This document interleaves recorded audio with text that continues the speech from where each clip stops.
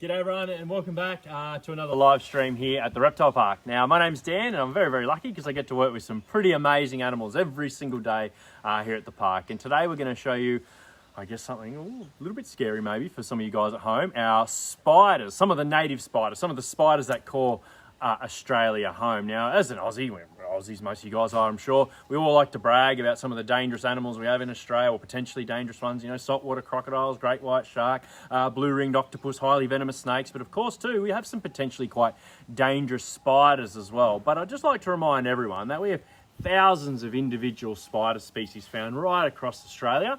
Majority of those are completely harmless. Yes, we do have a couple that kind of buck that trend a little bit, and I'm going to show you a couple of those today, but the majority of our spiders are harmless to humans. So they're like snakes, they're a little bit misunderstood. They're certainly not man-eaters, and like all they're going to do in your house is eat in other invertebrates that you probably don't want anyway. But I'm going to introduce you to a couple, show you like how we catch funnel webs, which is very important to the reptile park, but also show you, really importantly, the first aid procedure for a funnel web spider bite for those people that live in Eastern Australia in particular.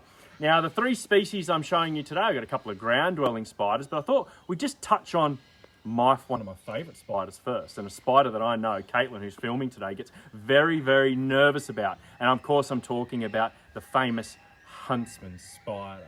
Now Huntsmans, they turn up pretty much anywhere really. I remember coming back from overseas once, I got in my car and there was this giant huntsman in my car. They'll turn up in bathrooms and all the rest, and they'll scale across the walls, and there's stories of huntsmans falling down on you while you're sleeping on your face. Well, thankfully the thing with huntsmans is they are harmless to us, but they actually just like to eat other invertebrates and even other spiders, so they're not a bad spider to have around. So let's get the camera in nice and close, and we're going to check out those long spindly legs. He has legs like Jake Meany, our reptile keeper, long and thin. So you can see those really long legs that the Huntsman Spider does possess, and they're excellent at climbing. Now, the name Huntsman, it kind of makes them sound quite scary, but what they're really talking about is they're just such an effective spider at doing what they do best, which of course is hunting down their prey. Because they're such a fast spider, an agile spider, it is quite fascinating watch them hunt down another invertebrate species. So that's really where that name comes from. But they're not a spider that's necessarily, well, not dangerous to us at all. And yes, they do turn up into some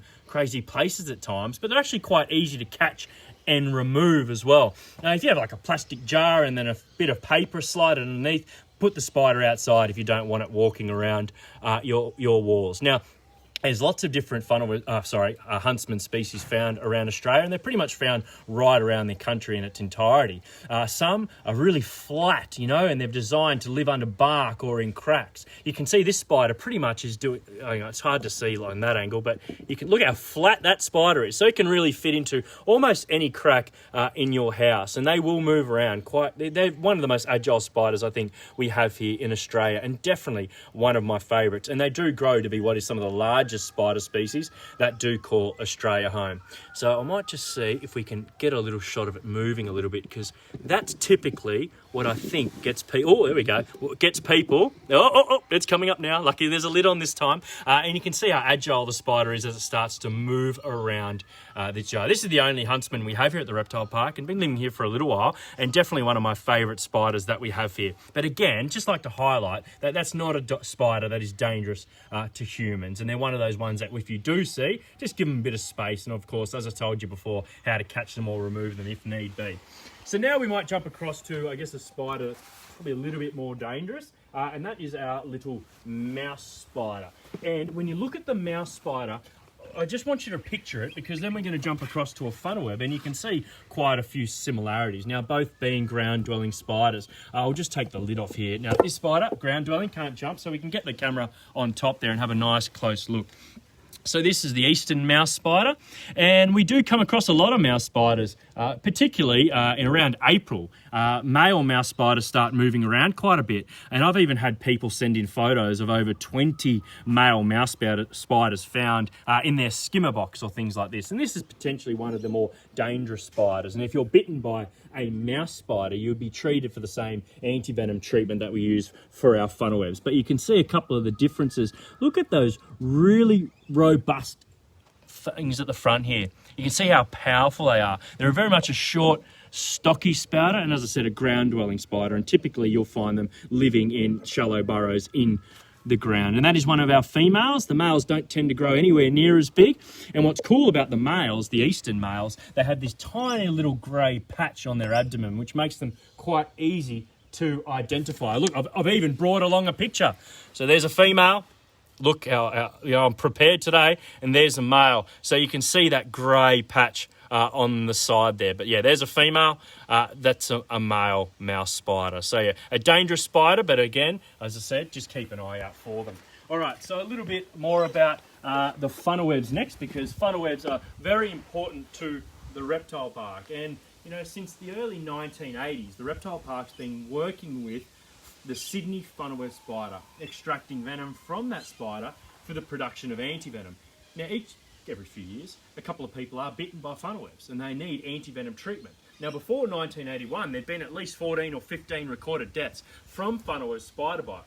Since the introduction of the antivenom program in 1981, there's been 0 fatalities. So anyone that's been bitten by a funnel web has gone to hospital, received antivenom and survived the bite. So this is a spider that is very, very important, I guess, to the reptile park, but also to you guys that live in Eastern Australia. We'll get the camera in nice and close.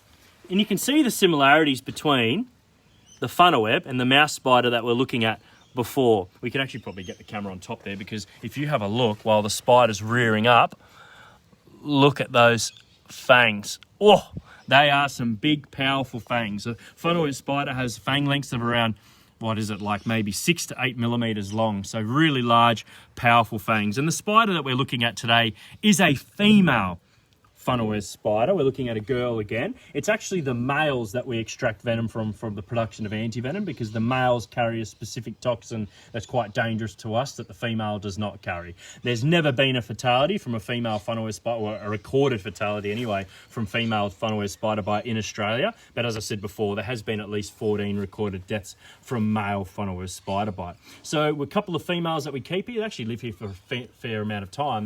They live far longer than their male counterparts. And the reason they're here is they're basically an educational way to teach you guys about funnel web. So we can bring the funnel web down into areas like our show pit or on videos like this, introduce you to a funnel web in a safe manner and teach you a little bit about them and how to be safe around them. But yeah, you can see those really large, powerful fangs, and you can count those legs there. Obviously, these arachnids, they're famous for having their 8 legs, and I guess we get to see that pretty closely when we get a close-up of a funnel web spider. All right, now what we're going to do is, I guess, show you something really important. Now, at the moment, obviously, things are a little bit crazy, but funnel web spider activity has decreased quite a bit because it's the cooler part of the year. Really, peak activity for a male funnel web spiders in terms where they're moving around starts in around late November, when the rains kind of come as the days start to warm up, through December, January, right through pretty much till April. Male funnel web spider activity will increase as they start to move around looking for this thing. You see, they're looking for a female funnel web spider to mate with. So that's the time of year that if you're walking outside at night in the backyard, you want to make sure you've got protective shoes on, things like that. Making sure if you've got shoes at the back door, you tap them out before you put them on in case a funnel web has decided to burrow inside of your shoe. Places like laundry baskets, they have been known to get into the laundry and then they come inside. You don't want a funnel web spider on as you're putting your shirt on to get ready for work, if you catch my drift. So just by keeping an eye out for them could be very important for you. But I'll show you what's really important, how to catch them and how easy they are to catch.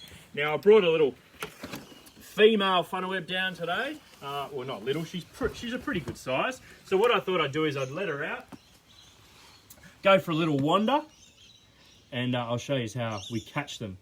So this is a female funnel web. I mentioned before, they're a little bit larger than the males, but also too, you can really see when you look at you know what, I actually brought down a picture so I can show you guys the difference between the two. This is going to work twice.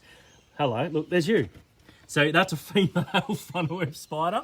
That's a male funnel web spider. So a couple of differences, probably hard for you to see, but on this Sydney funnel web in particular, 1-2 leg down, you've got this tiny little spur. That's how we know it's a male. But also too, on their pedipalps here, next to their they've got reproductive organs that the females do not possess. But also too, if you look at the large abdomen of a female versus the smaller abdomen that you'll see on the male here. So there's a couple of differences between the boy and the girl. Remember, it's the male that is the more deadly of the two.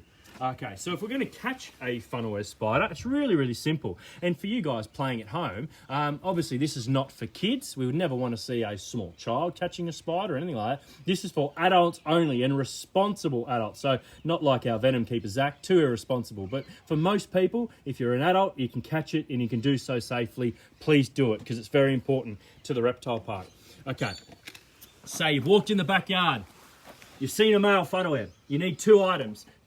Something like a large coffee jar. Anything that's smooth surface, plastic or glass. If you grab one of those, try and keep your hands 20 centimetres away from the spider all the time. So you've got your large coffee jar and then maybe like a stainless steel spoon, which I prepared earlier. So you've got your stainless steel spoon. You've got your large glass coffee jar. I'm just using a plastic container today. And then I want to place the spider into it. Now, a lot of the time, if you place the jar in front of the spider, particularly if they're on the move or on the hop, well, actually, they won't hop around, but I mean, they'll walk straight into the jar for you. Remember, this spider cannot jump or anything like that, so it's very, very easy for you to catch. The spider will just walk into it, but if not, you just get your second little tool there. In you go, perfect. Look at that. Safe as houses. Now once you've collected the spider, a little bit of dirt in the bottom of the jar, get the jar on, a little bit of moisture in there's always good for them. We've got drop-off centres that go right up and down the coast. Get the spider to the reptile park. We start milking it, and just by donating a spider to the reptile park, you will contribute to saving lives. And this is serious. In the time that I've been at the park, 5 years, it's felt like 100, but 5 years, I've met a number of people that have been affected by this program, and the majority of those have been kids. So it really is important. Get a spider to the reptile park, we start milking it, then they create the anti-venom, and it literally does save lives. One of the most important things we'll teach you on any of these live streams is about our spiders. Now, one last little thing before we move on to question time. For those that don't know the first aid treatment of funnel web spider bite, or if you live in Australia and you know the first aid treatment for our snake bite, well then you already know the funnel web spider bite treatment. It's exactly the same. Immobilisation of the limb that's been bitten, then apply a pressure bandage, so you wrap the bite site 2 or 3 times, going down to the end of the limb and then making your way back up again. When you apply the bandage, same amount of pressure that you would apply to a sprained wrist or ankle, seek immediate medical attention. There's been a 100% success rate of people in Australia bitten by funnel webs that have been treated since the inception of the anti-venom. So, you know, if you follow the first aid procedure, you get to hospital, you're going to be okay. Now, we have lots of spider species here in Australia. They are very much misunderstood, and do remember that the majority of them are not dangerous at all. Now, hope you enjoyed that. Let's throw to some questions, I think, Caitlin. All right, Dan, can you tell us what the main differences are between the funnel web and the mouse spider? Yeah, so obviously you can see if you look at the front part here, look at the bulky fangs on the mouse spider. Well, it's kind of hard because she's kind of hitting at the back there, but I'll bring it around. There you go. Look at the bulky size between the mouse and the spider versus the funnel web. Now, they do look very, very similar, of course, but you can see when they're next to each other, you can really see the difference kind of in that fang shake. It's almost like the mouse spider is more closed in versus the female funnel web. Are there any other species that look like funnel webs? Yeah, another species that's quite common, particularly in this part of Australia, would be your trapdoor spider. A lot of people will mistake trapdoors for funnel webs and vice versa. Trapdoor is completely harmless. Funnel web spider is potentially quite dangerous. So they do look quite similar. And I know I was joking around a little bit about having the chart with me, but there's a few charts, well, we have them at the park, but also you can find a few charts online. And that's probably what's good for you guys at home. If you're not familiar with the spiders that are endemic to your area, go online, do a little bit of research, find the spiders that call your region home and learn a little bit about them. Learn which ones might be the harmless ones, which ones could be potentially dangerous, what kind of, I guess, lifestyle or habitat type they like to live in. What are some other common spiders that are dangerous in Australia? Yeah, probably one of the like web spinning spiders that people are very familiar with would be your redback spider. Now, the thing with redbacks is, you can imagine, you go in your old dusty shed, you've got a plastic chair in there, you go to pick it up. Underneath that chair is where that redback spider's made his little web, and that's potentially where you could come into contact with the spider. So it's always advised to, anywhere where you're putting your hands or fingers and you can't see and haven't had a look for it, always check first, particularly if you're out in the back shed or maybe in the garage or anywhere in the backyard. Always keep an eye out because redback spiders can be quite dangerous. The bite can be quite dangerous as well, but the anti-venom treatment for that's been around for such a long time. deaths are quite rare, but they're pretty iconic. You know, they're obviously black and the females with the big red stripe. You really can't miss them, so keep an eye out for redbacks too. Other ones, daddy long legs pop up everywhere. They're not dangerous to us at all. You kind of see them all around the house sometimes. But yeah, they're a couple of the more iconic Australian spiders, orb weavers, the rest. White-tail spiders. Could you tell us a bit more about the reproduction process of funnel webs? Yeah, so males and females will come together and they will breed. As long as she doesn't try and eat the male, which can happen, you know, she might be hungry, not ready for that time. So they will mate, and then after that, she'll have a little make a little egg sac. And now that egg sac, she'll produce an egg sac. Now inside of that egg sac, you're going to have anywhere up to maybe 200 spiderlings starting to develop. Now this is the cool thing about, I guess, spiders. When they first come out of an egg sac, they look the same as the adults do. The thing that really only changes is their size. Now other invertebrate species can change a lot and go through various different stages. But in the case of a funnel web or any spider really, they look exactly the same, they just grow a lot bigger. Now colour can change, and of course, but really if you look at a juvenile funnel web spider straight out of an egg sac, it looks pretty much exactly the same as an adult funnel web. So yeah, it takes a bit of time inside the egg sac for those little spiderlings to develop, and then they're off to look after themselves once they're out of the egg sac. And usually when we'll find female egg sacs in the warmer parts of the year, you'll see the female sitting next to the egg sac, maybe underneath a piece of bark. You kind of can't miss it. They're about that wide, the egg sac. They look like a really thick white spun web, and basically that's it. Yeah, pretty much like that. What should you do if you get bitten by a spider, even if you're not sure what it is? Yeah, monitoring symptoms is most important. I guess, remember, majority of the spiders aren't going to kill you, of course. Now, if you're bitten by a funnel web, you're certainly going to know about it. They've got really large, powerful fangs, and the same for the mouse spider as well. You're going to feel it, and there's a very good chance you're going to see the spider. But it's always good to monitor symptoms, and if you need to, if you have been bitten by one of these, you just got to call 000 or one of the bite centres. What's your favourite spider, Dan? Favourite spider? Well, it's hard to go past the Huntsman, isn't it? Aren't they incredible? Their long, spindly legs, the way they move, and the fact that they're not dangerous. And there's so many misconceptions about Huntsman spiders in particular. But yeah, I'd say Huntsmans are probably my favourite spiders. Obviously, funnel webs are very close to our heart because of what we do here at the Reptile Park. But I'd say ever since I was little, probably my favourite spider would be a Huntsman.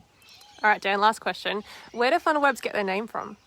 Oh, so there's a little bit of conjecture about the whole funnel web name, because when people think the word funnel, they're thinking that hole that a trapdoor would make. But if you pick up like a piece of bark where you'll see a funnel web's made a little nest underneath, you'll see it's got this kind of little hole that it pokes through, and then the funnel web will obviously use that for when an invertebrate comes along and comes past, and then when the invertebrate touches that web, funnel web comes out of it, that little hole, and grabs its food. So this funnel web spider, I actually messed up her little webbing this morning when I was giving her a little bit of a freshen up. But this morning that webbing made a little tunnel. But when people see those holes in the ground, like in their backyard, that's actually usually a trapdoor spider, so that can confuse people quite a bit.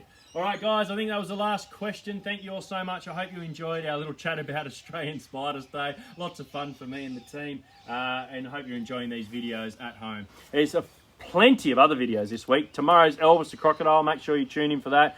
Jake will be talking about kangaroos on Thursday. Make sure you tune in for that one. It'll be an absolute cracker. And then heaps of other stuff going on. Head to our website. Keep up to date with all the news that's happening at the park. We are currently closed. We are thinking of you guys, and we cannot wait to see you all back here, hopefully sooner rather than later. Thanks for watching, guys. See you later. Hooroo.